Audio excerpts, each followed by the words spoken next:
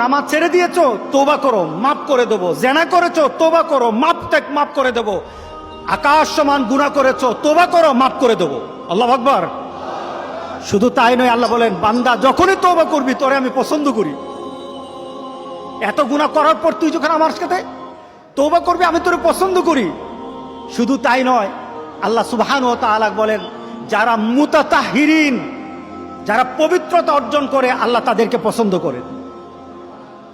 আমরা পবিত্রতা অর্জন করি কি দিয়ে? উযু দিয়ে। বলেন কি দিয়ে? উযু দিয়ে। আমরা পবিত্রতা অর্জন করি তওবার মাধ্যমে। প্রথম, এটা হলো আত্মার পরিশুদ্ধতা। আপনার দেহকে পরিশুদ্ধ করতে হবে, আত্মাকে পরিশুদ্ধ করতে হবে। আপনার আত্মাকে পবিত্র বানাবেন। আত্মাকে পবিত্র বানাতে হলে তওবা লাগবে। এটা পানি দিয়ে হবে না, মাটি দিয়ে হবে না।